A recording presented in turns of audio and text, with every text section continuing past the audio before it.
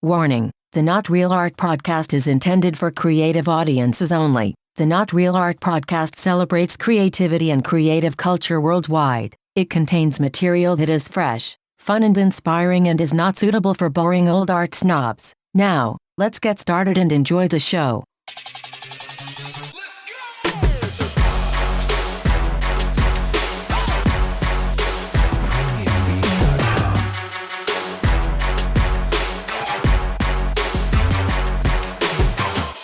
Welcome to Not Real Art, the podcast that celebrates creative culture worldwide.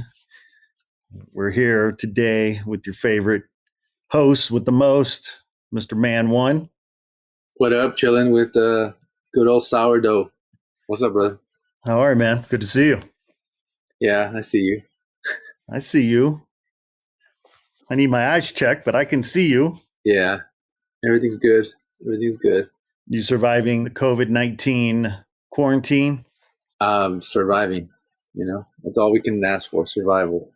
I want to point out, since we're on the subject, we've been rolling out podcasts, business as usual, the last several weeks. We have barely mentioned COVID in our podcast or on the website, not because we don't care, Right. just because we're trying to survive, stay alive. Yeah. And by the way, what could we say that hasn't already been said? But truth of the matter is our heart and our love goes out to everybody and their families going through this craziness. Yeah, no, it's tough. We had situation in our family already. So it's only a matter of time before we all know someone who's being affected by it, I think. It just fucking sucks. Yeah, we know a few people as well. We know one family, everybody has it. Everybody in the whole house. Yeah. Wow. So. Yeah, well, we got to stay indoors. Stay indoors, stay healthy. Do you have any face masks that you're styling? You know what? I just designed them this weekend. They'll be available tomorrow. Nice. Man1.com. Yeah. So they're the face covers. So you could use them. People are saying, oh, by the time we get them, this thing will be over. I'm like, number one, this thing will be over. But it's coming back. It's not going to be over. But my masks are covers. They're face covers. So it's a fashion statement. Yes. It's not going to protect you from anything. You're still going to die if you fucking breathe that shit. But it'll look cool when you're breathing it. You'll look cool when you croak. You'll look cool, Yeah, I would still wear a real mask underneath the face cover. But yeah, face covers are coming out this week. That's the problem with dyeing is it's really hard to look cool when you do it. We could crack that nut. I don't mind dyeing. I just really want to look cool when I do it. Right. And well, they usually try to make you look cool afterwards. If you have an good. I just want one last lap dance. How do you social distance lap dances? Well, if I'm dead, it doesn't matter, right? Oh, you're dead, yeah. That's true. It's like, she can't get it. I can't get it. It's a win-win. It's okay. Except that I'm dead. What are you laughing about? Only funny. You can't make it rain. We should point out to our listeners, our faithful, loyal, diehard listeners, that we are testing out new technology in our quarantined times here. Yep. Shout out to the guys at Squadcast and their platform, which I learned about recently at Podfest, which was a podcasting conference I went to just before all hell broke loose a few weeks ago. And the whole thing about Squadcast is that it allows people in multiple locations around the world to record a podcast together, and the sound quality is superior, we hope, to Skype, or, it's way more stable, that kind of thing. So yeah, we're trying it out today for the first time, and, everything was going well till you tried to download Chrome. Yeah, that was the hardest thing ever. Downloading a browser, a free browser. Yes. Turns out geniuses aren't always that smart. Yeah. We have to focus the genius in something else. Can't be spread into all kinds of knowledge. So. Man, oh man. Well, so we've got something really cool planned for our listeners today. Yeah, we do. We got a great guest, and he's a fucking bona fide OG music producer, composer, multi-instrumentalist. Mm-hmm. They call him Dan Ubick, and Dan is just a fucking great guy. Super talented musician, sweetheart of a dude, so humble.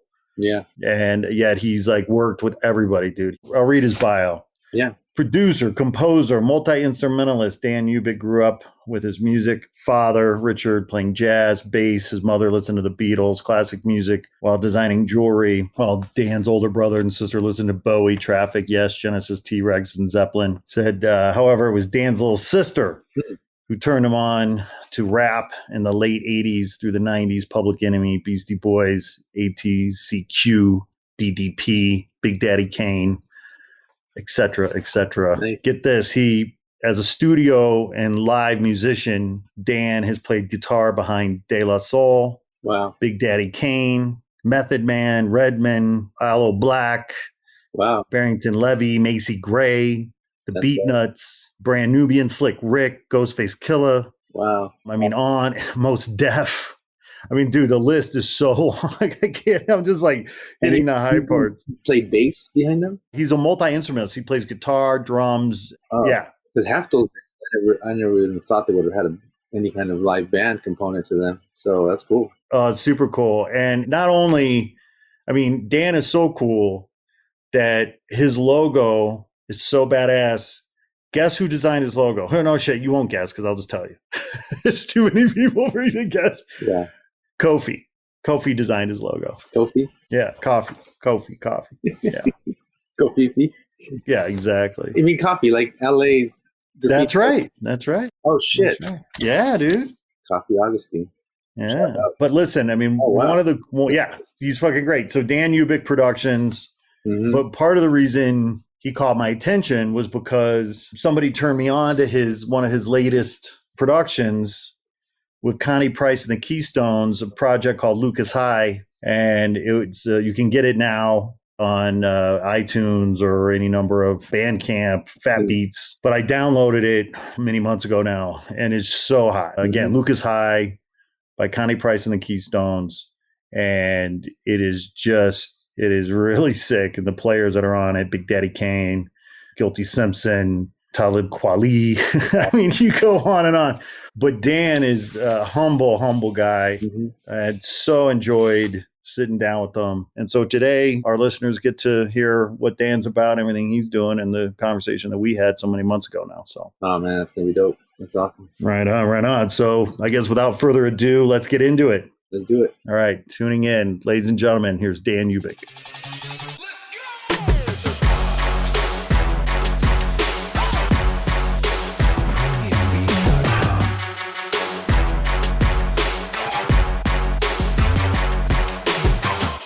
Dan Ubick, welcome to Not Real Art. Thank you, man. Thanks for having me. Great having you here, my friend. Thank you, man. How you holding up? You had a session last night. Yeah, I had a session with my friend Chris Dowd. We're recording a new song for my group Night Owls and getting vocals for it last night. Right on. Came out good. Yeah, you feel good about it? Yeah, we got to finish the background vocals, but we got the lead vocal last night. Sounded real good. Okay, so it was a late night. What time did you end up crashing? About 1:30 or 2. Okay, all right. So yeah. How do you what is a leery this morning?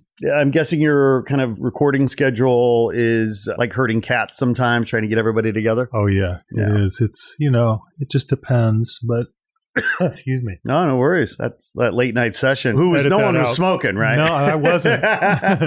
But yeah, I've just got this residual cough. Are you not feeling great? It's been going around. I got that flu like a couple weeks ago, but no, I'm feeling fine, but just kind of residual cough. Yeah. But it was a good session. Yeah, it was a good session, and recording sessions are always like herding cats. Just musicians are. Artists. So many schedules, man. Everybody's like doing a million things, so but it worked out. What does a typical week for you look like? I mean, because you're essentially, as far as I could tell, I would call you a musical polymath. I mean, you kind of do it all. I use that on my business card. And so what does a typical week look like for you as a musician, as an engineer, as a producer, et cetera? Yeah. Well, it changes every week, which is kind of what I like about it. I mean, I do a lot of different things. I produce music for different artists, for artists that I'm producing, just stuff that I love.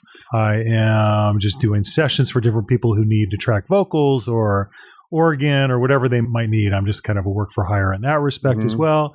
I DJ, so I'm out doing that a lot. I'm a big record collector. So And then I teach lessons to kids too. That's like my kind of like one of my main bread and butter things is teaching lessons.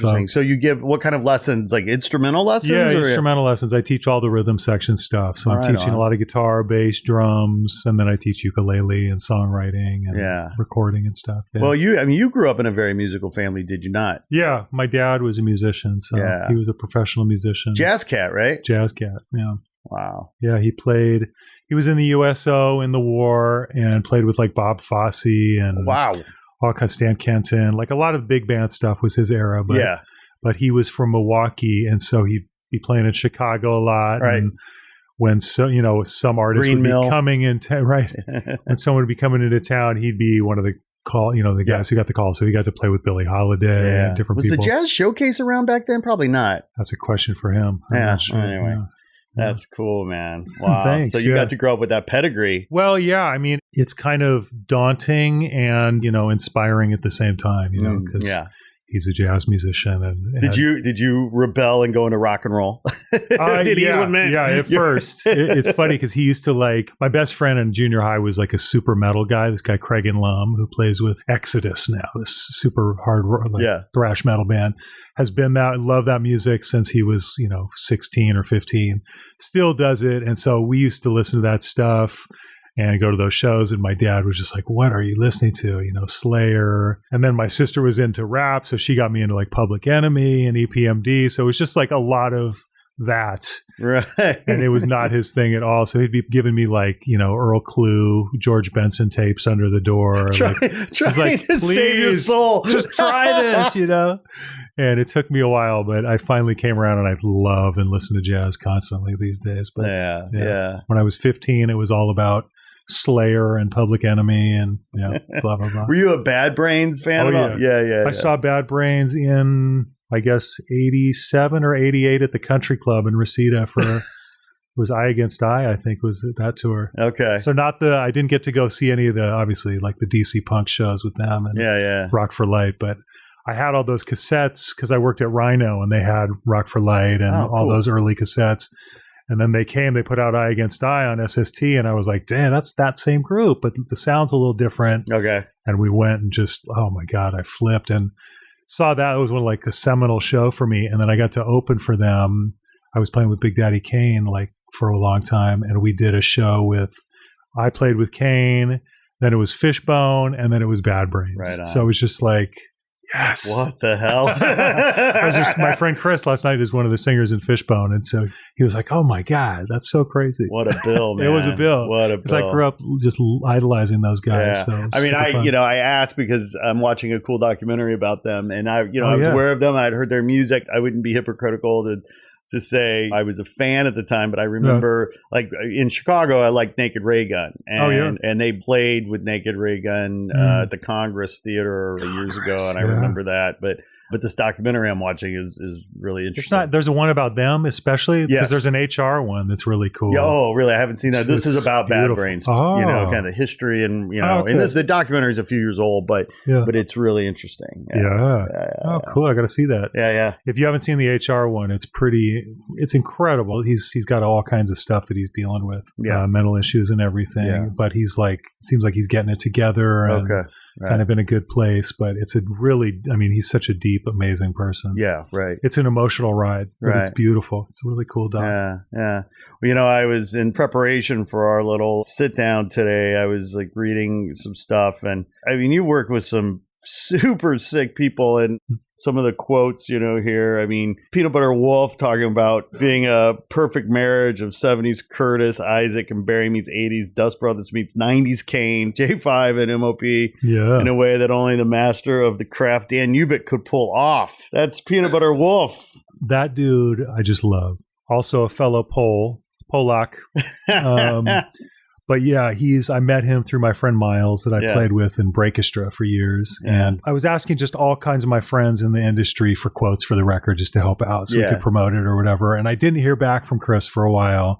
And then he sent me that and I literally teared up. It was just so beautiful. I was so, because he has so much weight these days. Yes. And it was like, just to have him say that made me feel great. So thank you, Chris. I'm wondering, if I were in your shoes and I was waiting on a quote from Peanut Butter Wolf, and it wasn't coming, and we'd been old friends. I'd get in my own head about it. It's like, oh, what's going on? Is he mad at me? Are we going to fight? Like what? Well, us sensitive artists, man. Yeah, I know.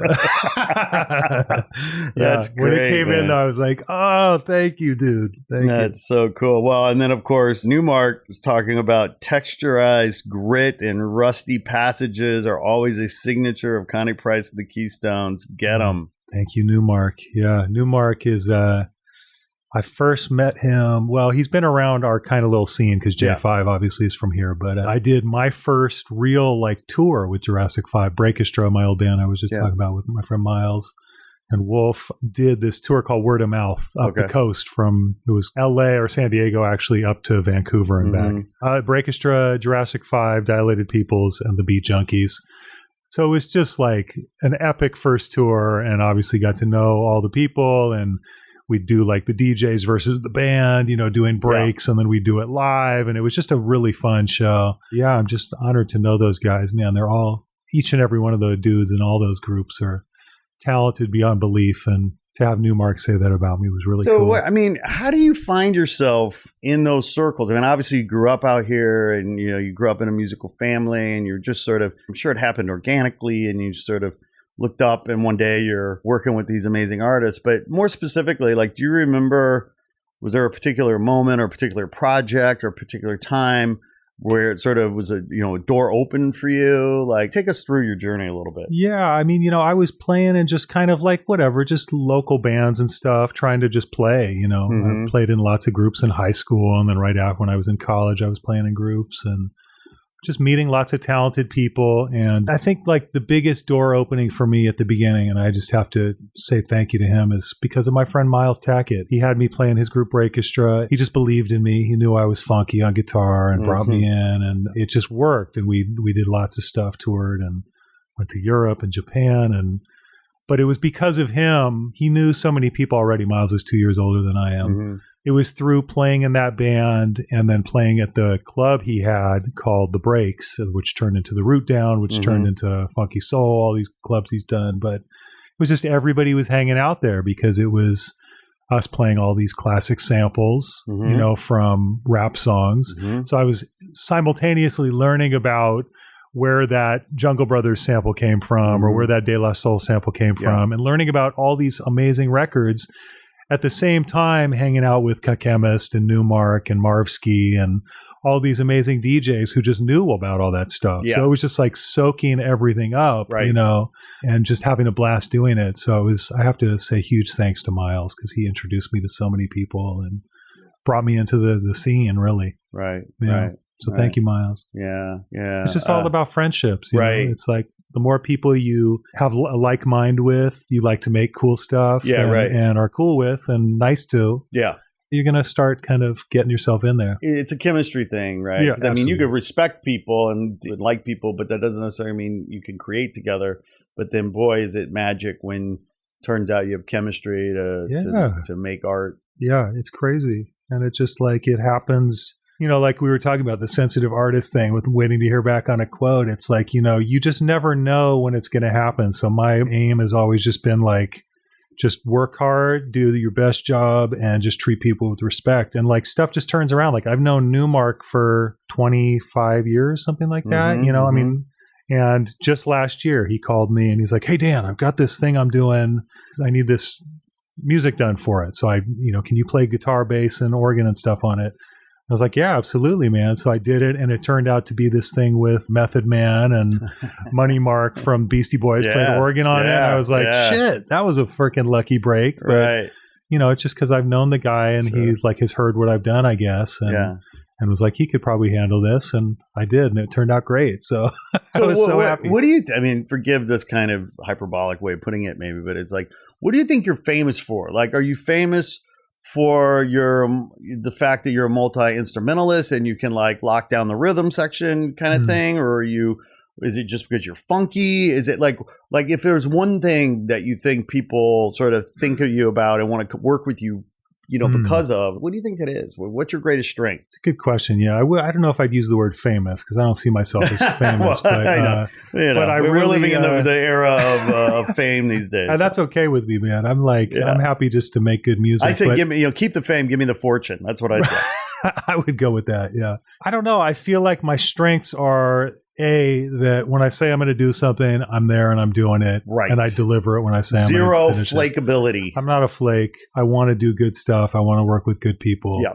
And I want to, I treat people with respect and I just want to do a good job. So I think that's my biggest strength. As far as being the most gifted guitar player, no. I mean, I grew up, like we said, with my dad, who is a jazz player. So I'm hearing George Benson and Wes Montgomery and Grant Green and all these guys who are I'm never going to be that guy. I just know it.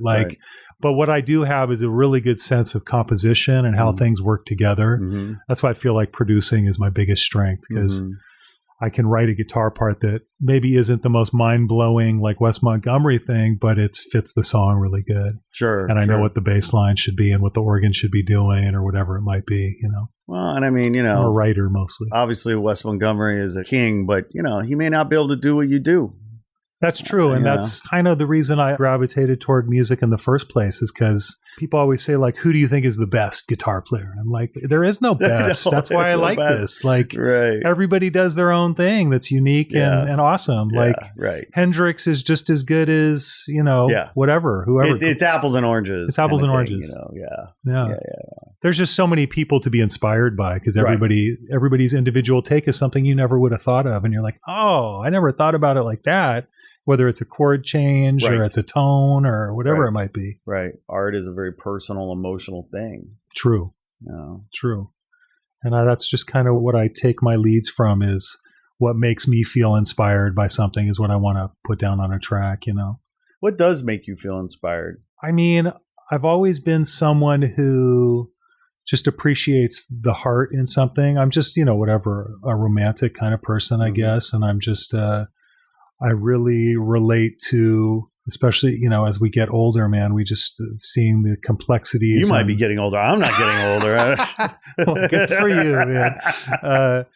Just, seeing the emotion in everything, man, and then if it doesn't move me, whether it's just the beat of it moves me, but what it's saying moves me, the performance of it. Right. That's just the most important thing to me. It's not about how complicated it is that's just my favorite things about things. That's why I gravitate towards the music I gravitate towards, whether it's jazz or reggae or Ray Charles or, it's as long as I can feel like it came from the heart. Yeah. It doesn't matter what genre it is to me. Right. Yeah, no, I mean, inspiration is a crazy thing, right? I mean, the fickle muses that come and go. As a creative person myself, it's a blessing and a curse. Yes, this isn't the Dorian Gray situation. There isn't a painting in my attic. I am getting older. Yeah. I'm going to be 50 in May. And right on. One of the things is that I'm sort of grappling with, we all want to live a long, healthy life, but today is not promised. True. And so one of the things that I'm grappling with as a creative person is just trying to be at peace with all of those ideas and projects that may just never get realized because we don't have control over all of them either. No. It's like the old saying of going with the flow is so true, man. It's like the times that we work so hard on something that maybe doesn't get all the exposure or legs that you wanted to versus something maybe you worked a half hour on that's somebody used it for a commercial and it's made you the most money. I mean, it's you really can't tell. You just got to keep kind of doing what works at that time and just kind of trying to complete stuff as you can. Well, especially if you're dependent on other people too.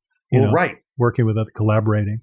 Exactly. Then there's that, right? Yeah. And I sort of go through those phases of saying I'll ramp up, right, to a point where I'm maybe having to collaborate with a lot of people and it typically goes well, but then inevitably I'll get to a point of frustration where I'm like, fuck it. I'm not collaborating anymore. I'm just going to do shit on my own for a while. Yeah. And then it ends up sort of just being this, cycle of things. Sure. It's I'm sort of at a point now where I'm ramping back up again. I've sort of come through a phase where I've just sort of been focused doing shit myself. Yeah. And then now I was thinking the other day, I'm sort of ramping back up again. I'm seeing, I have more collaborators around me now than ever. And it's good. Things are going well. But well, yeah, that's life. I mean, everybody's hills and valleys don't always match up, so it's You never know what someone's going through. And sometimes it takes a week longer than you think to get someone up in the studio or to finish a project. It's just like, and then family issues. There's just so many parameters. Why do you think people like recording in your studio specifically? I don't know. I mean, I like to think that it's just a nice, chill atmosphere up there and an inspiring atmosphere. It's certainly, for a lot of my friends, a long drive to get up there. So, but it's peaceful in there. I've got all kinds of records to listen to and throw on for inspiration.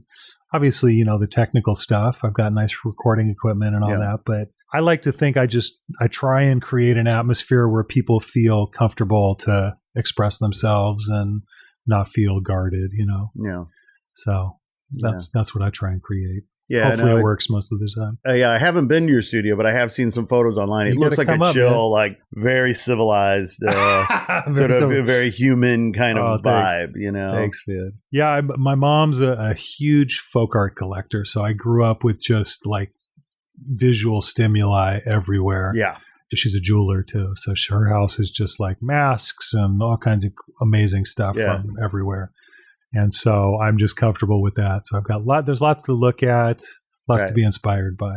Well, now how did that inform your logo design? Because it's interesting. The door knocker. You got the door knocker, but didn't Coffee design that for you? Yeah. So I have this it's a reproduction of an old medieval lion's head door knocker that I have on my studio door. And my friend Augie Coffee, he's known in the art world, drew it for me. I was doing this 12-inch. It's a long story short, but I was doing this. We got all the time in the world, my friend. Okay.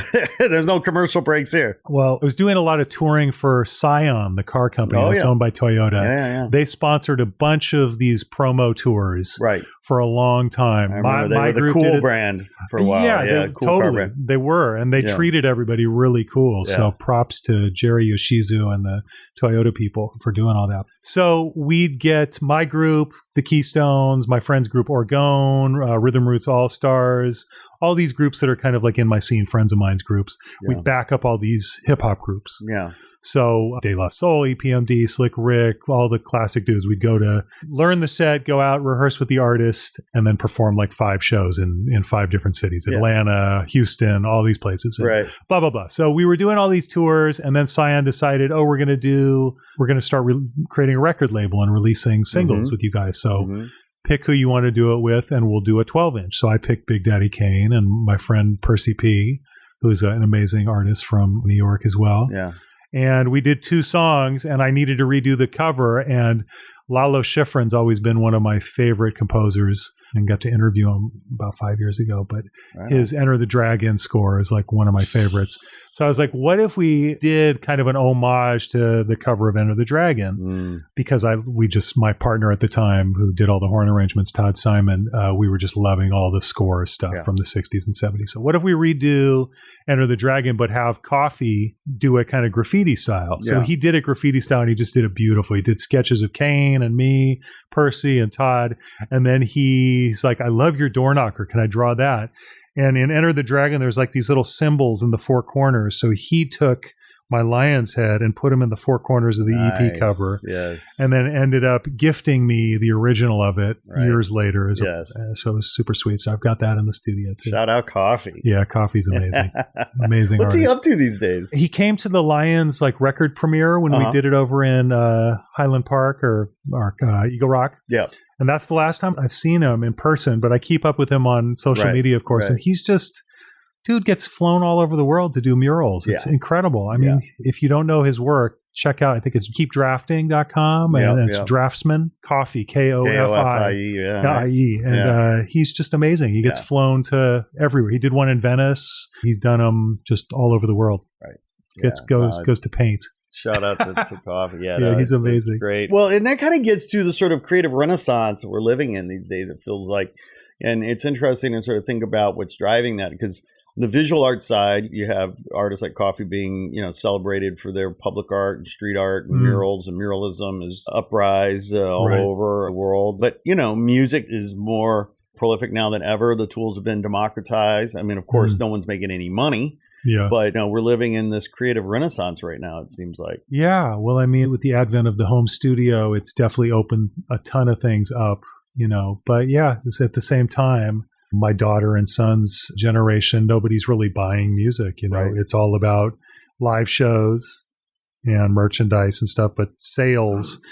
I mean, there's kind of a niche market with vinyl. There's still lots of people and that's like, obviously all the record companies are still pressing vinyl and it's doing better than ever, but it's still a niche market. You know, most of the young kids today are just streaming it, not even buying it and downloading it, just streaming it. Which is insane to me, but that's what it is. I like to hold it in my hand and look at the credits and see who produced it. Tactile, tangible, interactive. Yeah. But, whatever. I mean, how do you roll a joint, while you're streaming music? I mean, when you had an album that opened up, you could sort the seeds. Hopefully my kids are not smoking. Oh, yeah, don't do that. But yeah, it'd be pretty impossible. Yeah. Right. Yeah, right. Yeah, no, it's fascinating because on one hand, right, the younger generation, so to speak, values, art and artists in a way that maybe is an all-time high, whatever that means. But at the same time, they don't want to pay for it. They think it should be free. Yeah, it's an odd way of looking at it. I mean, you're right. People like my daughter loves all the current stuff, but like going out and buying the record isn't really on her radar. She can just listen to the single on Apple Music or whatever until she's done with it. Right. And that's it, but it's like, which is fine. But I try and impress on them, like, I understand that it's like you're streaming it and you're paying for the streaming service.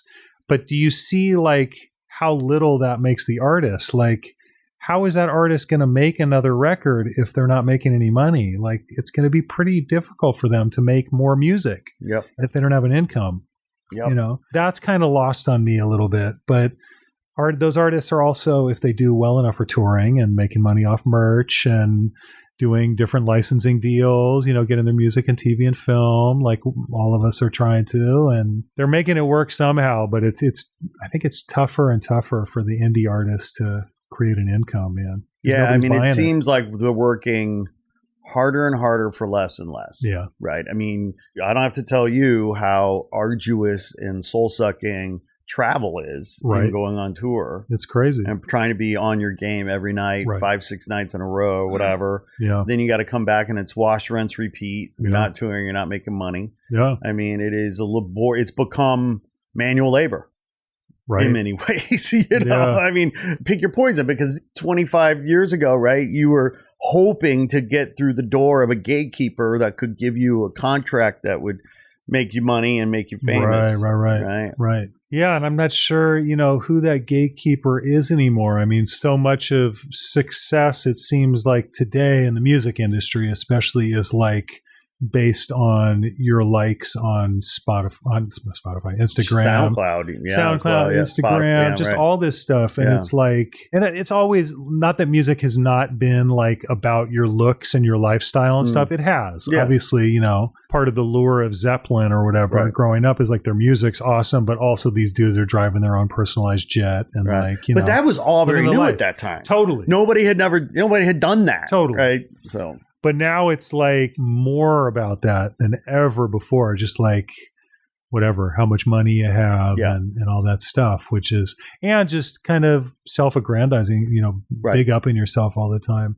Well, which is like, which is funny to say because here we are talking about me. But what do they say? What's that famous thing in LA? It's like, oh, enough about me. Let's talk about you. What do you think about me? Yeah, exactly.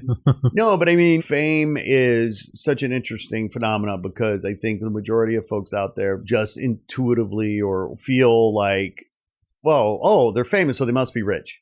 Right. And fame does not equal fortune. Fame does not equal happiness in a lot of cases. And fortune doesn't equal happiness. No. and fame doesn't equal happiness. Yeah. And yet, when you and I were coming up, I don't know, I forget the name of it, but there was always that study or that survey where basically they asked your generation or whatever, well, what do you want to be when you grow up? Right. And for years and decades, the number one answer was things like astronaut. Right. Or president. Right. And in recent years, I read that the number one answer now when they ask, can you Rich guess? And famous. Is famous. Yeah. I'd like to be more and more widely known for all the cool stuff I do. And by cool, I don't mean like I'm so cool. I just mean I like doing creative stuff that's fun and makes people feel good, and I feel good about doing it. And the more people that would know about that, that would be great.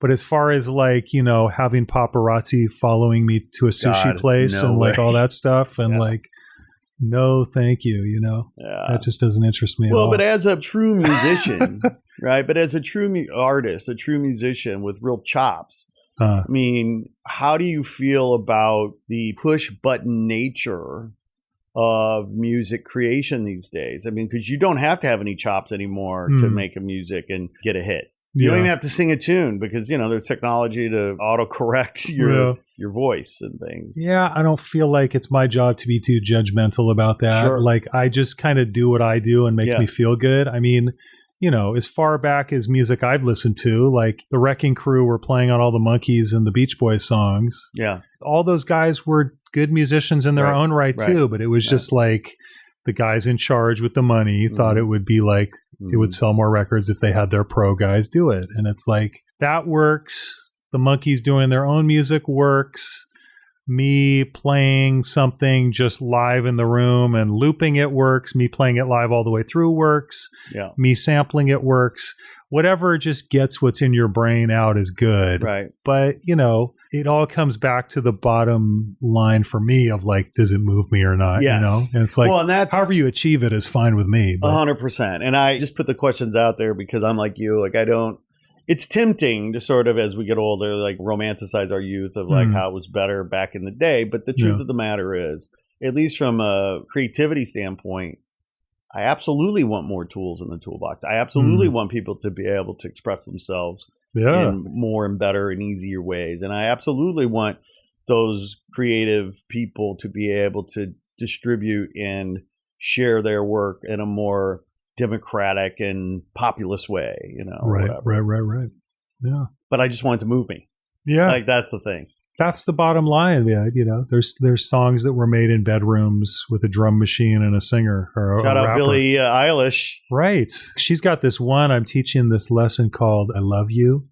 It's just the prettiest chord change, and her melody over it is gorgeous. I mean, you know, a lot of what she sings about is pretty 15-year-old-y stuff, and I'm like pushing 52, so it's like it's that thing, which is fine, you know, but like this song is just beautiful. The changes in it are gorgeous, and the way her melody works over it is just really gorgeous. Yeah, she's particularly inspiring to me. Like I discovered her initially. I say discovered, but I mean, like, you know, a couple of years ago she had a show on Apple Radio. Oh, her and her brother. Okay. And it's like, well, what's this? You know, so I just started listening to it, and here was this incredibly like fun, energetic, passionate, smart, articulate, super creative kind of voice. But I didn't realize she was 15. She was like 15 at the time. You know, I was 16, and I was like, wow. Yeah. And then it was like, oh, wait, she's 15, 16? Wow, this kid's a bona fide genius, you know? Like, it was funny because she would introducing music that she was into, and she would say, she's like, I found this on SoundCloud, you know, at 2 a.m, blah, blah, blah. And I so appreciated her show because I don't have time to look for music on SoundCloud. You know what I mean? Yeah. That's definitely like, whatever. I'm showing my age again, but like finding music is like, looking through SoundCloud is not how I'm going to do it. Right. God bless her. That's her record store or her hanging out with DJ friends, I guess. So that's cool. So being a sort of vinyl file or whatever as you are and a collector, when you're searching crates and looking for vinyl, I mean, where are you going? I mean, Amoeba's closing on us. Amoeba's just moving. Oh, they're just going moving. They're moving. They're moving like God. 2 blocks up. Yeah. Oh, thank God. I had heard they were closing. No, they're closing that location. Okay, well, as long as they're sticking around. Yeah, that location's awesome, but. Yeah, well, I don't want to give away all my secret spots. Okay. Oh, yeah. Don't do that. Sorry. There's a lot of good. Suffice it to say, in LA and surrounding areas, there's lots of good record stores. Great. Yeah. Great.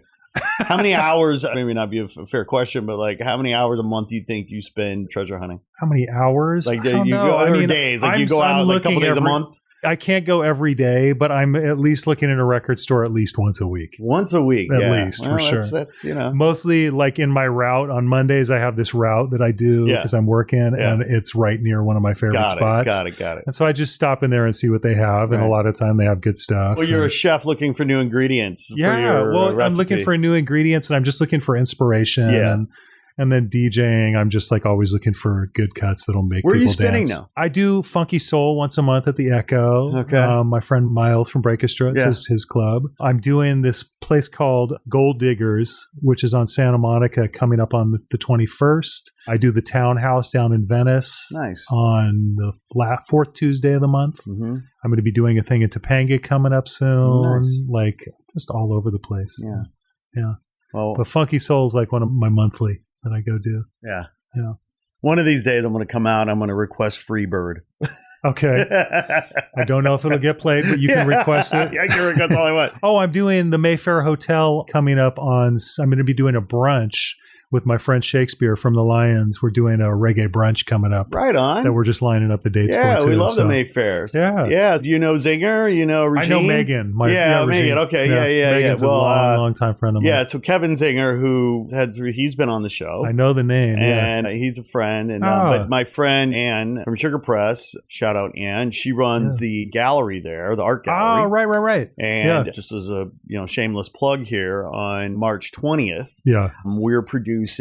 Well, we have our creators conference March 21st at the Highland Park E-Bell Club. Oh yeah, that's where the Lions did that thing. I told you coffee was at. right. Oh, okay. Well, no, it's an epic venue, beautiful right? room. Yeah, it's gorgeous. And so we had our conference last year there. Mm-hmm. And it's a one-day learning event for artists to come together and listen to experts and other artists speak on business-related topics relevant to being a working, successful artist today. Oh, how cool. Yeah. Oh, so nice. Last year we had Logan Hicks and Human and Jorge Gutierrez and Julie B and a lot of artists come and talk about their journey as a successful artist and some of the challenges, some of the lessons learned. Yeah. But then we had IP attorneys, licensing agents, Hollywood executives. Oh, that's great. What a great source. Thank you. Awesome. Yeah, no, it was great. It was a great day. And so this year we're doing it again, but we're expanding it. When is it? What's the date? So the conference is Saturday, March 21st. Okay.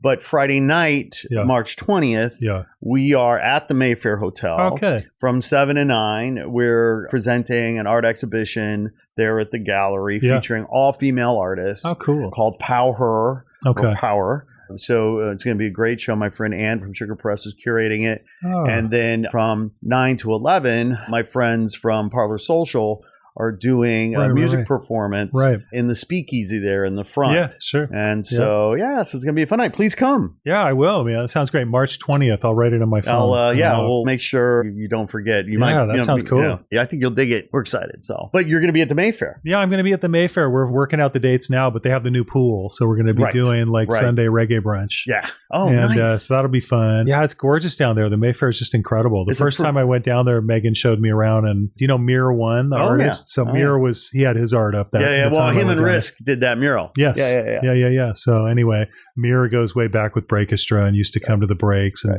draw live with us, just like coffee. So, Mir did one of our album covers too. Breakestra's album covers, Yeah, he may or may not remember me, but he showed a lot at my partner's art gallery, Crew West, downtown. So did Coffee, and my from 2002 to 2012, Crew West Gallery was kind of the spot. If you were urban contemporary artist, graffiti artist. That was a great gallery for them. But I love what they've done at the Mayfair. Beautiful down there, man. Yeah. Yeah, just a cool staff. Everybody's real chill. Everything is it works for me because it's like the sound people on point. Yeah. Like Megan, those of course, just super sweetheart. Yeah, you feel taken care of. It's nice. It's clean. The food is good. Artist friendly, artist centric, artist forward. Yeah. Thank you, Mayfair and Regime 72. Right on. Yeah. Shout out.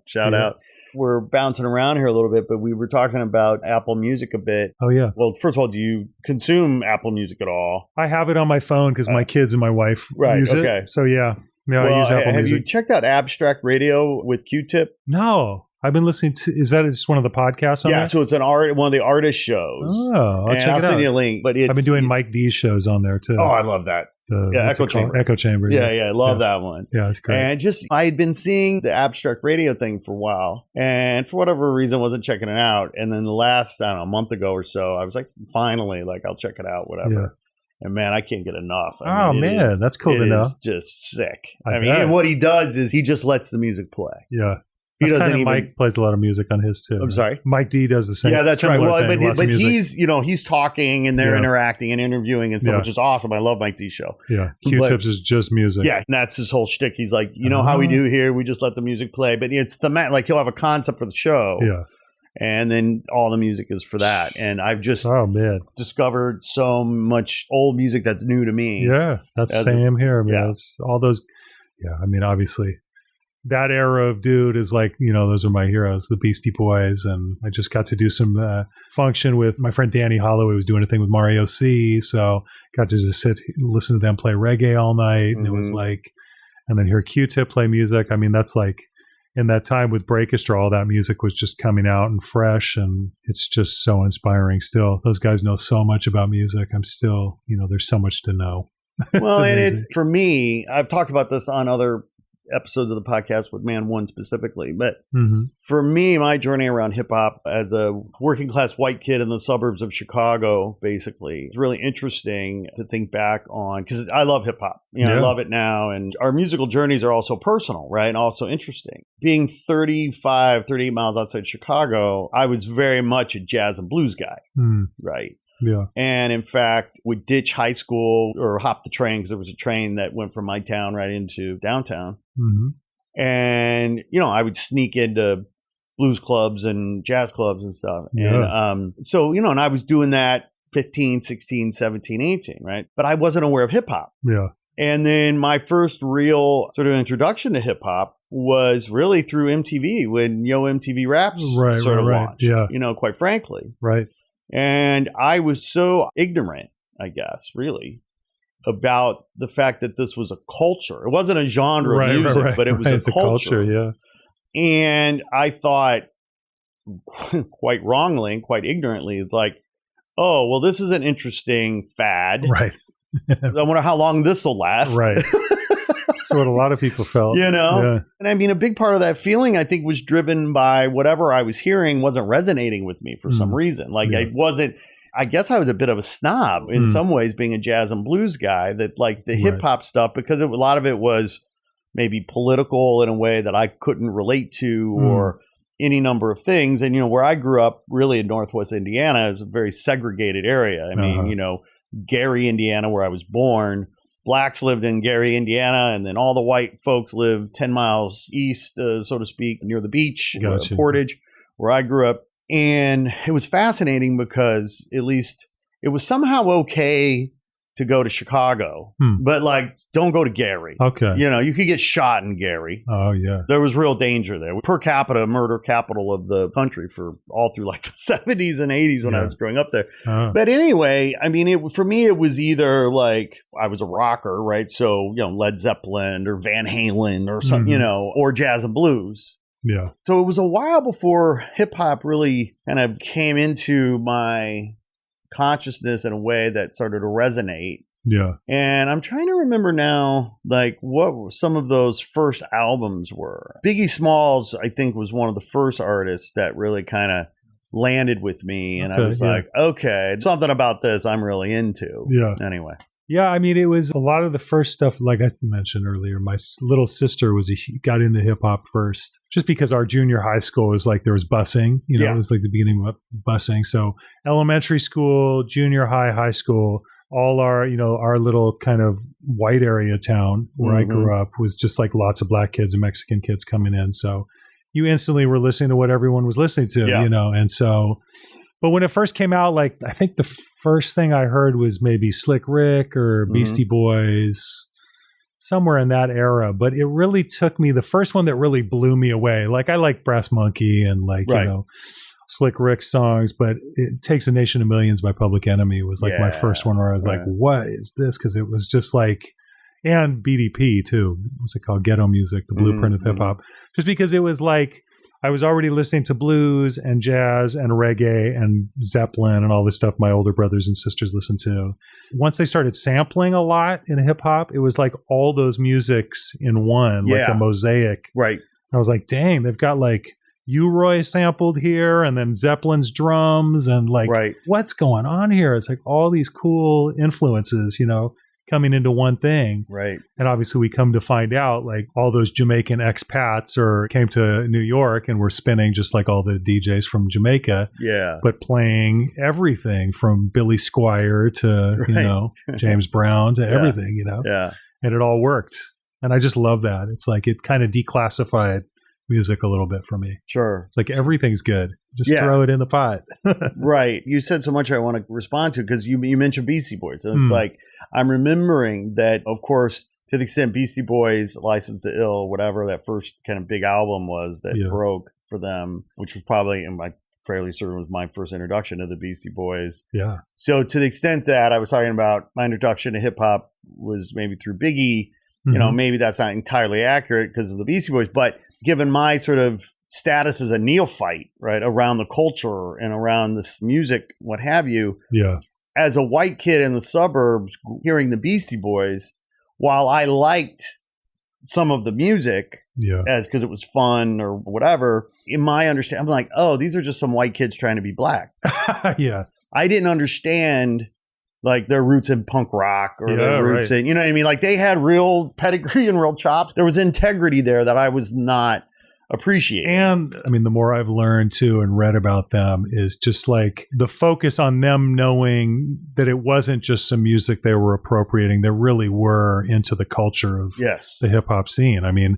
they're the ones who were responsible for getting LL Cool J a record deal. Right. And they were obviously endorsed by Run DMC and opening for Run DMC. That's like they really did their best to give props to the guys who invented 100%. It or were doing it, you know, in the black community too. So it's pretty amazing. Well, and then it became apparent to me, right, in some of their second and third album, and I mean after License to Ill, I'm forgetting the names right now, but like oh no, these guys are super creative and brilliant. Paul's Boutique, yeah, right. But again, given sort of this more conventional mindset around music as just kind of this kid in the burbs or whatever, like I didn't appreciate the fact that sampling and turntablism were kind of born out of necessity, right? Totally. Because I mean, people have to express themselves, artists have to express themselves, and you use the tools you have. And if you don't have the money to go buy a Les Paul or a drum set, an instrument, you use what you have. And so suddenly these incredibly brilliant, innovative,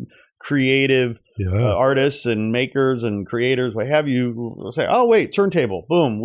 And, you know, the gatekeepers and the establishment made such a big deal of the stealing of licensed music or copywritten music that the controversy overshadowed the artistry, at least for me, right? Like I was kind of confused. Like, how is this music? Because they're making music with other people's music, and yet I like it. I'm starting to like it, and it was a very fascinating. I mean, you get into that, whatever. Whenever there's money to be made, it's like you have your master recording. But the fact is like they took the drums from Moby Dick on Beastie Boys, you know, but Zeppelin borrowed from I mean, they didn't nothing new under take and patch up the master recordings from Howlin' Wolf and whoever it was, Willie Dixon, but they definitely took it. You know, Elvis, did Big Mama Thornton songs, I mean, it's on and on. Sure. Everybody's been influenced by everybody. Yes, but once you get the master recording sampling thing in and lawyers involved, it becomes that.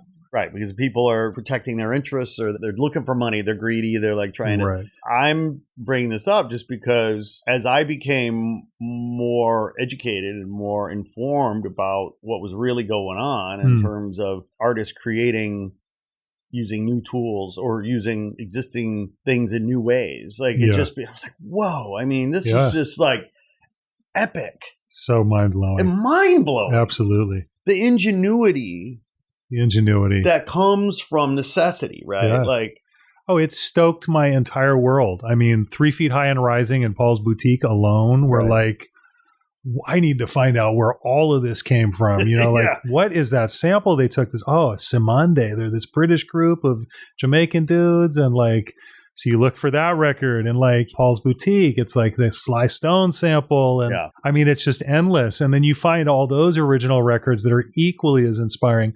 I think that's the lost thing is like all of those hip hop groups not only did so much for the vinyl community, collecting community, like they also, for all those artists like that fell into obscurity from the 60s and 70s, Second life, third now life. people are looking for them, checking out for them. You know, it's like Samande didn't sell records now, but now some of those original records go for $150, $200, you know? And it's like, you're saying mother of necessity, like all those records before anybody knew about them, like, and now is paying hundreds of dollars on Discogs or eBay.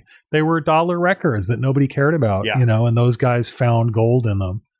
And that's just freaking incredible. Incredible. And on a kind of a related note, in this, to the extent that we're talking about ingenuity and creativity, right? So I was recently in Miami for Art Basel, and one of the cool things I was able to do while I was down there was to visit the brand new Museum of Graffiti. Oh, wow. Which is in Wynwood. Okay. And it's a permanent museum, not a pop-up. At this point, it's fairly modest size, it's like 3,600 square feet, but the scholarship, they really did a great job in terms of explaining the culture of graffiti and the history of graffiti. And of course, graffiti being one of the four pillars of hip hop, for me, again, and for anyone, is such an educational experience because it's anthropological, it's sociological, right? It's so rich with all of this insight and learning, whatever. So one of the cool exhibits in the museum is this photographic exhibit by a female photographer named Martha Cooper. Now, I don't know if you know Martha, but she's sort of, I guess, as I understand, I think she was a young photographer, photojournalist. I think initially she was working for like the New York Times or whatever, and this was late 60s or something, right? But then she, as an artist, was super intrigued with youth culture in the Bronx and Brooklyn. So she's got all kinds of good pictures. So, oh my God, her photos are just mind-blowing. And so this installation that was so moving and it's a whole wall of photographs. Pictures of the trains and everything? Well, pictures of the trains for sure, but the photos that were perhaps most compelling to me were photos of kids playing. Okay. Yeah. And the kind of ingenuity and creativity and imagination that they were demonstrating with nothing but a tire. Yeah, exactly. A box. Yeah. A burnt out car. Yeah. A stick. Yeah. And creating whole worlds, creating whole games. She's got all these photos of these kids. And I just, of course, so moving on so many levels. But like, of course, now being a dad too, when your kids are older, but I'm like just getting started. My kids are 7 and 3. Oh, yeah. And it's like, are my kids going to have that level of creativity and ingenuity? I mean, in this world of screens and computers but yeah, you should check out her work, Martha I Cooper. will, for sure. It's really great. Yeah, for sure I will. That's cool. But to imagine how hip hop, turntablism, Cool Herc, I mean, rolling up and providing their art. Yeah, it's incredible. A world unfamiliar, right? Unknown until. And I was just in New York. This is like a crazy thought, but like total, probably insane notion. But I just wondered, gentrification is happening all over, right? But New York has changed so much, right, over the last decades. And I just wondered to what extent, because I mean, hip hop has become such a huge industry, right? I just wonder, I wonder to what extent that has helped drive or help infuse the reinvention of New York and the money that came into New York, because suddenly those artists coming out of the projects were rich and they were, successful and, making New York more relevant than ever somehow. I don't know. Yeah, I'm not sure. I don't know who's doing what and who's giving back. I mean, you hear lots of great stories like Snoop Dogg coming back and putting a bunch of money into youth sports here in LA. Right. And I mean, there's all kinds of people doing wonderful stuff behind the scenes that isn't advertised. So. Well, as far as I can tell, so many of these artists do not forget where they come from. Totally. But I wonder, it's an interesting thing to me because we talk about hip hop and the culture being so pervasive now, but I wonder, this is not, like I said, to judge anybody's art, but a lot of the stuff that's under the umbrella of hip hop today doesn't feel like hip hop to me. No, it's pop music. It's pop music, and it's like I said, not judging anybody's experience, but hearing about how much money you have and the pills you're popping and how much you had to drink and all the girls you're having your way with. It's like, it's whatever. Like, I'm not here to judge, but it's definitely not like the thing that I fell in love with, being another kid who came from the suburbs, sort of white suburbs, is when hip hop came in, rap music and hip hop and the culture came in, it taught me so much. Like it was my window into other people's experiences. Yep. And not that the current stuff isn't, but it's just like, I know you see you're popping pills and you're drinking and you're having the most sex of anybody. And okay, great. But like, what else do you have to say? Yeah. Like when I first heard Public Enemy, like I was learning about Marcus Garvey. I was learning about Malcolm X. I was learning about all kinds of things and experiences from a different community. And it was like an eye opener. Right. More importantly, it was uplifting, you know? It was like, we need to say this and put it in this art because it's happening and it's important and we want to bring our people together. And so much of it now seems to be just based, like the whole drive for it is, I understand wanting to get yourself out of certain situations. And one way to do it is to become a pop star. I get that, you know, like nobody wants to have nothing and living in a crappy situation. But is it really uplifting the community? Is it saying something that's helping humanity?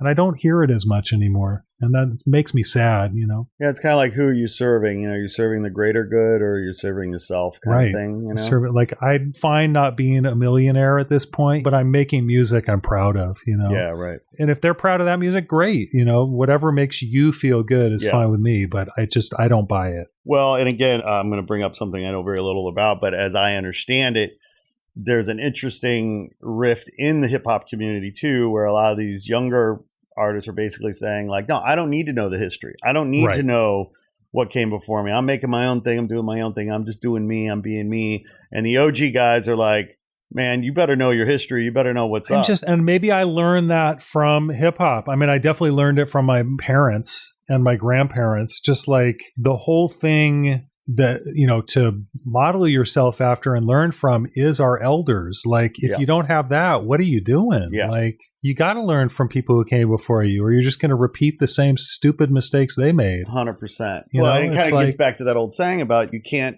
break the rules unless you know the rules, right? True. Yeah. And there's that element to it as well. That too. If you're like, I listen to EPMD and I just do not care for it and I'm going to make something totally different. Okay. Great. But like, to totally buck it just to be like, I'm just going to not listen to it because I don't care about my history, just doesn't seem like a smart way to move through life to me. That's also very American. I guess so. Yeah. I mean, Americans don't know their history generally. That's pretty true. You know? Yeah, and it's just fascinating. It's like, it's too scary to think about sometimes, our history. Well, then there's all that, right? Like, we don't want to just like put our head in the sand. We've got a pretty crazy history. Yeah. When you think about 2020, we just started a new year. What's stirring you? What's getting you excited? What's your vision for 2020 for your life and for your art?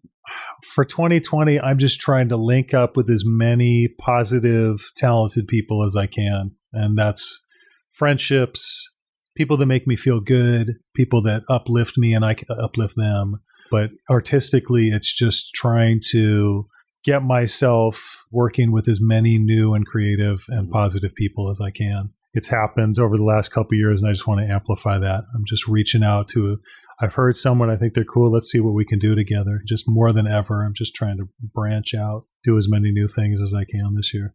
Where does your positivity come from? A lot of artists feels like they fall into two camps. They're either incredibly positive and optimistic, rose-colored glasses, no matter what, or they're cynical, pissed off, and that's a gross oversimplification because artists are not a monolithic or biolithic community. But where does your positivity come from? You get that from your mom? You get that from your dad? Is that you born that way? I think I get it from my mom, and I think I get it from my mom because I know for a fact we both deal with depression, so it's like a coping mechanism. Right, sure. Is what it is. I don't mean to make light of that, but being positive and surrounding myself with beautiful things and beautiful people is a way to make life worth living, man. Yeah, no, I mean, as a new dad myself, my daughter's 7 and my son's going to be 3 March 15th. It's like, I have to be positive for them. Yeah. Yet I'm 49, going to be 50 in a couple of months. Yeah. Got a few miles under these heels. I've been around the block once or twice. Like, I'm also like very aware of kind of what's going on in the world right now. Yeah, as we all are. It's fucking hard to be positive. It sure is. It's depressing right now. I mean, just the fact that whatever these things that are being allowed are still in there and a large percentage of the country thinks it's all right. It's absolutely frightening. Yeah.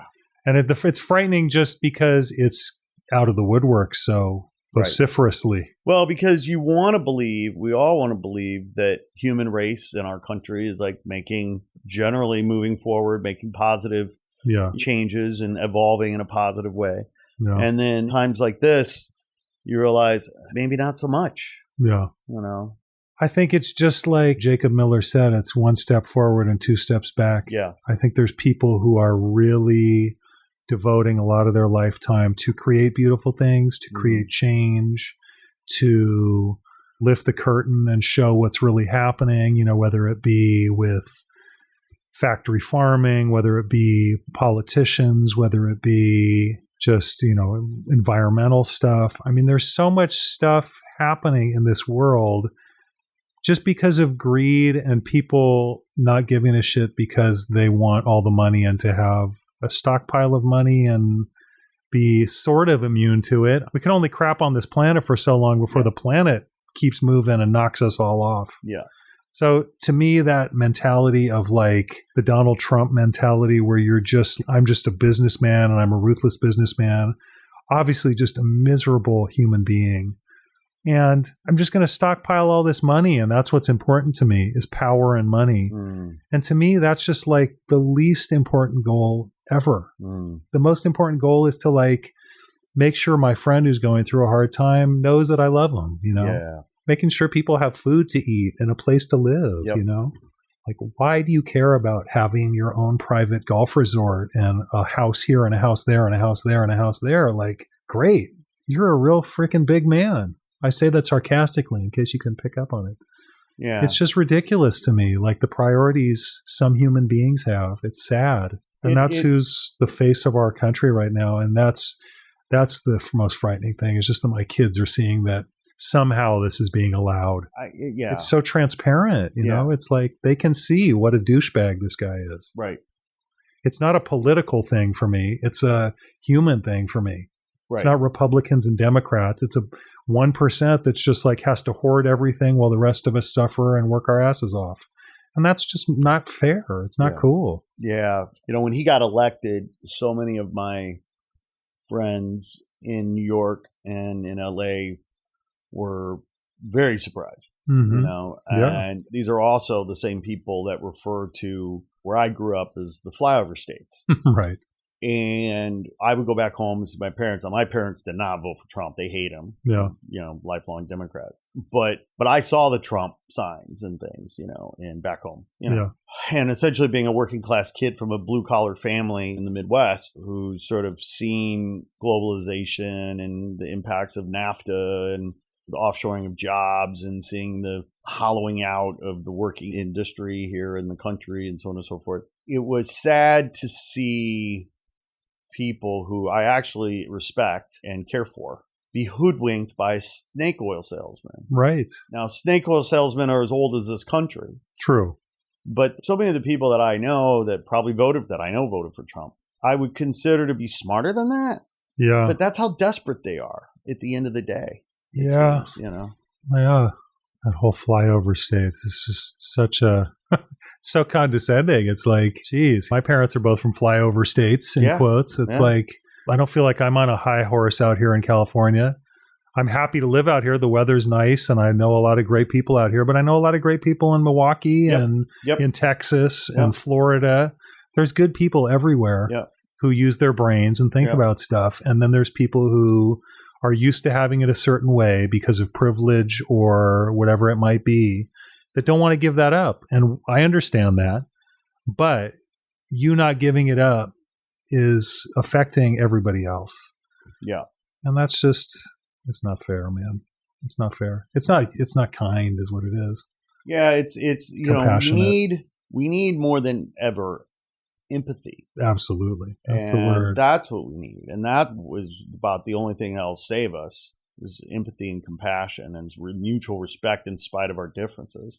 We seemingly are at a time where we sort of lock ourselves in our echo chambers and we don't Not Mike D's echo chamber. Yeah, the only echo chamber that I like. Right. And shout out Mike D. Yes.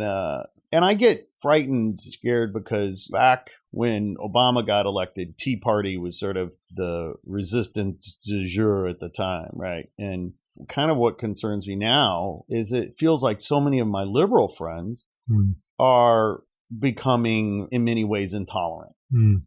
How so? Like in terms Well, of they just don't want to hear different opinion. They don't want to. This gets back to talking to people that you don't agree with. Right. Like, I just know people that are just writing the right off. You know, it's like, and it's like, how are we ever going to come together if we can't agree to disagree? Or, True. you know, like I'm so frustrated with fucking Democrats right now because, you know, and fucking Trump is a scoundrel, but maybe I'm a simpleton, but I just want us to beat him at the ballot box. Yeah. That's the only, well, not the only, but that's probably one of the most profound ways, right, to protest. Absolutely. And, you know, the impeachment, did he rise to the level of impeachable offenses? Absolutely, in my opinion. But they knew they were going to lose in the Senate anyway. No. So, you know, I question the choice, I guess, to spend all of that energy and time, you know, in a losing battle, then taking that same energy, right, and putting it to winning an election day. Yeah. I mean, you look at the fucking bullshit that happened in Iowa with that stupid app. I mean, you know, we look like a bunch of fucking clowns, you know? Yeah. Ugh, I'm frustrated. It's frustrating. It's very frustrating. I mean, just what a systematic pulling the wool over our eyes thing it is, you know? I mean, it's like my parents were both Democrats growing up, you know, but it's just like, it just seems like we need a new model. People get so afraid of, like, people are out calling Bernie communist, you know, and it's like, how many times do we have to say it? Democratic socialism is a different thing. It's meaning that all these taxes that we're paying is just not going to line the 1%'s pocket. It's going to actually do stuff for working people. Yeah. I just think it's so much more important. And Democrats and Republicans, at least in the traditional sense, it doesn't seem like that big of a divide anymore. It just seems like the same thing to me. Oh, interesting. You know, they're all taking money from Wall Street and banks and pharmaceutical. Yeah. And you see how people rely on medication and things, and how there's money to be made from that, and money to be made from war. When you look at the amount of years that we've been involved in a war somewhere since this country began, it's freaking frightening, because it's a moneymaker for all these people who own all these military supply organizations. And it's just, it's transparent, and it's sad because it goes back to money again. And this is a capitalist society, but it goes back to what we were talking about with rap music again. It's like, is money the only thing that's driving us? Yeah.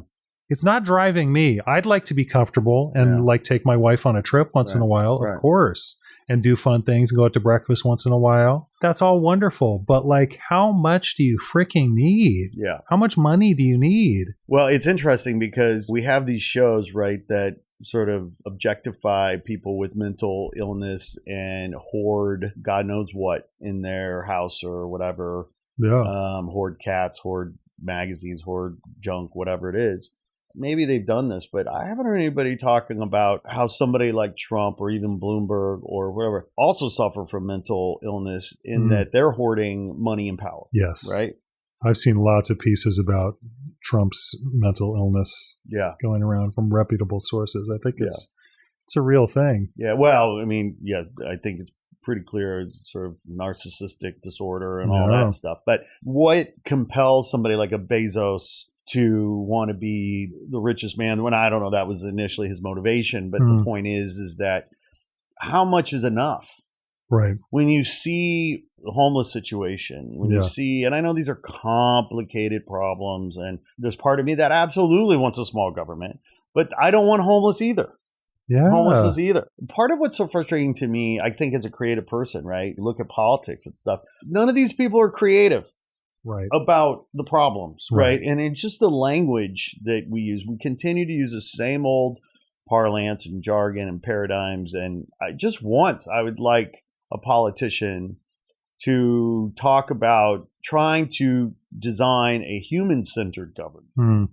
Yeah. Not a Democratic-centered government or a Republican government, but just we're all humans. We're all on this planet. You know, so like if we could start talking about how having the world's best education system, the world's best healthcare system is actually part of a good defense. Yeah, exactly. Right? Yeah. You know, these kinds of things. It's not, I mean, like, just fucking think about it. It's really not a mystery. You know, it's like nobody wants to be homeless.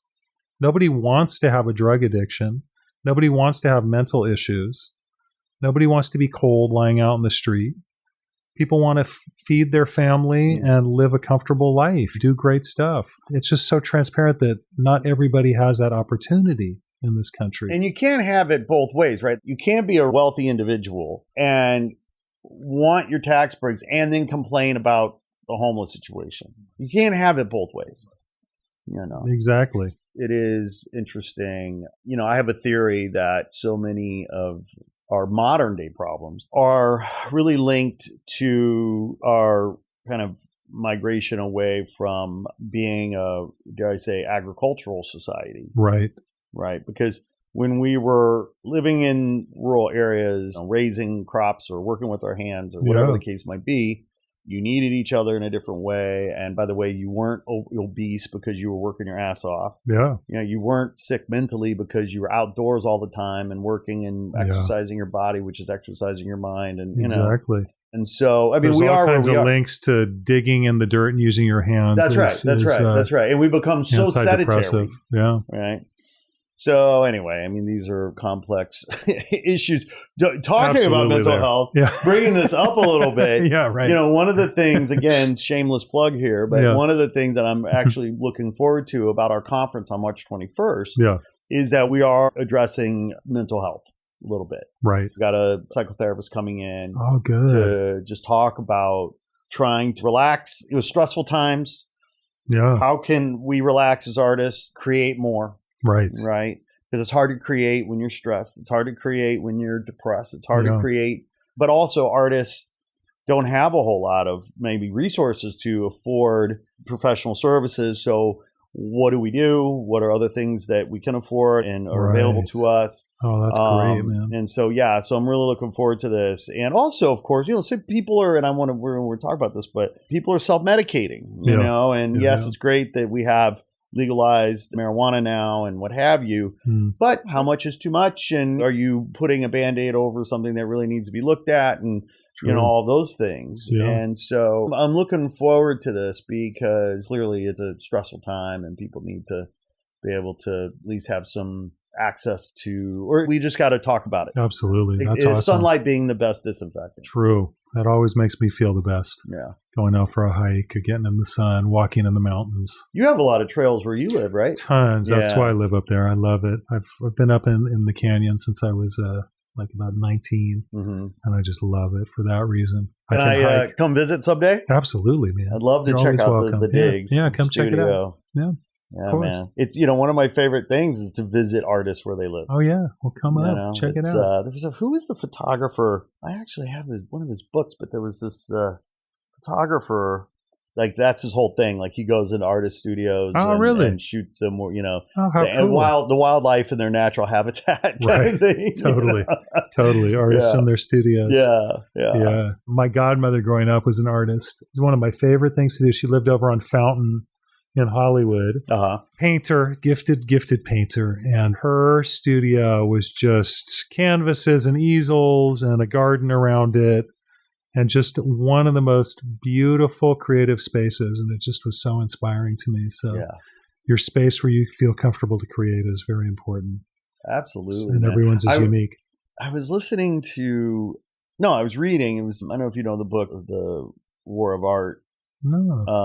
The War of Art. The War of Art. It's fundamentally about the resistance that artists have to create. Like, how do you fight the resistance? Like, there are a lot of artists that just don't live up to their potential because they give in to the resistance is kind of the premise. Oh, okay. And I'm oversimplifying.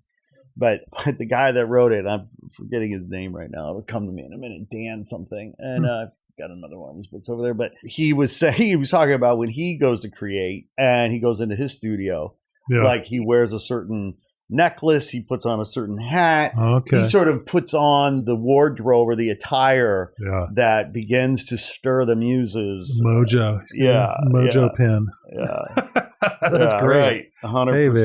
Hey, man. Whatever it takes. So the book I was talking about Yeah. is actually written by Stephen Pressfield, and he was best-selling author The War of Art, and then he's also written Turning Pro and The Artist's Journey. Oh, yeah. The Artist's Journey I've seen before. Yeah. Yeah. And he's an interesting cat. He's actually a former Marine. Okay. He brings a kind of that disciplined, rigorous kind of ethos, right, to being a writer. Yeah. And yet he struggles as well as to write well. But anyway, a buddy of mine turned me on to it. Oh, cool. Yeah, it's good. I mean, who was the artist that said inspiration is for amateurs? Chuck Close, I think, said that. Okay. And, I always love that quote because it sort of just gets to the nuts and bolts nature of work, right? It's like, if you're an artist, go to the salt mines and, start working, get going. Yeah. You can find inspiration that way. True. Well, yeah, I agree with that. Sometimes you just got to kind of go in and you find things through trying things that don't work at first. And yeah, right. You just kind of find a way out of it. Everything is like, I think of it as like a little puzzle. Each time I'm working on something, how am I going to make this work? What's going to make this? How's this going to be the best finished product possible? Yeah, that's how it doesn't always come the first try. Sometimes it does. Sometimes you find inspiration when you're least looking for it. But I'll sometimes joke about it being I'm kissing frogs, and right. Am I going to find my princess or not? Yeah. And oh wait, that frog was psychedelic. Yeah, yeah. It's like, woo, yes. Okay. Yeah. The colors. I've kissed a few of those frogs too. Yeah. Oh, Dan Ubick, I'm so grateful. Oh man, thanks for coming having out me, today and Thank sitting you. down, and it's such a joy. And I know our audience, our listeners, are going to love this and so inspired. And we're all, being an artist is such a, can be at times largely a very lonely, singular, isolating kind of existence. Yeah. And so part of the reason why we wanted to start this podcast was to help build some community, or at least some people can listen in and go like, oh, wait, I'm not alone. That guy's suffering, dealing with the same crap I'm dealing with. It's crazy. The more people we talk to, just how guys I've known for a long time, just opening up about how the lifestyle is. It's like, everybody's kind of dealing with the same stuff. Artistic people are pretty similar in a lot of ways because you're constantly doing something that's never been done before. And I don't mean that to sound like lofty or like whatever, moonwalkers or something, but it's when you're creating something that hasn't ever been done that way before. So you're constantly out on a limb, and that's a scary place to be sometimes. Very, very vulnerable. Very vulnerable. Yeah. I guess that's why I like music and collaborating. I mean, I like to work on my own as well, but collaborating is good because you're getting input from other creative people. Yeah. And whatever, just an ear as well as a singing voice too, Well, right. I mean, a new set of ears or eyes, right? To see and hear things that we can't see and hear because, at the end of the day, right? I mean, sometimes we're maybe too insecure or too biased or too whatever to see clearly. Yeah. And then you have somebody over there who can see it better than you can. And that's a gift. It's easier to see it in someone else than it is with yourself sometimes. Although that being said, one of the biggest fights my wife and I ever got in was the day she said, well, I know you better than you know yourself. And I was like, wait, what? Was she right? I'll never say. Yeah.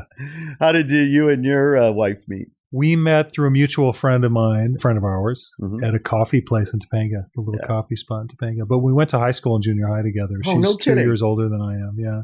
Oh, fantastic. So, but I was a freshman and she was a senior. So. Going for that older woman. Yeah, I guess so. But it was years later after college and all that we met. Did you know her in high school or no? Not really. No, I knew her brother before I knew her. Right. So, I met her just after everything. That's after great. All that stuff. How long did you guys date before you got married? 2 years. Yeah. 2 years. Yeah. That's great. And then how long has it been now? We just celebrated 20 years. Congratulations. Thanks. That's 21 years for my wife and I. Well, 21 years that we've been together, about 16 years of marriage this year. So wow, yeah. It's time. I mean, time flies, man. It sure does. It sounds so cliche to say, but it's just such a weird phenomenon. It's crazy. I know. Just seems like yesterday, some things. It's nuts. You see pictures and just seems like yesterday, literally. It's nuts. I had so much hair then. It's like, which is part of my issue. It's like, where did all that hair go? Yeah, I found pictures of me on tour with Breakistar, and I was like, man, my beard was brown at one point. I forgot about that. Yeah. That's fantastic. Well, I tell you what, Dan, time has flown by here today. Thanks again for coming through and playing podcasts with us. So our listeners can learn more about you and your art and your gigs coming up. Where can they find you on the socials? You can find me on the interweb at www.danube.productions, DANUBE productions.com. All right. Yeah. Good. That'll lead you to all my social media and all that stuff. Okay. Too. Yeah. Got it. Excellent. Well, will you come back? Absolutely. If you have me, sure. Well, maybe next time. Good to talk to you. Well, with your permission, what I'd like to do, we'll talk about this later, but it'd be nice to include some of your music on this episode when we do that. But great. We'll talk more about that. Dan, thanks a lot, my friend. My pleasure, man. Peace out. Peace out. Hey there. Thanks for tuning in. Please be sure to like this episode and share it with your friends on social. And if you haven't already done so, please be sure to press subscribe and follow us on IG at Not Real Art Official. We appreciate the support. Sourdough, out.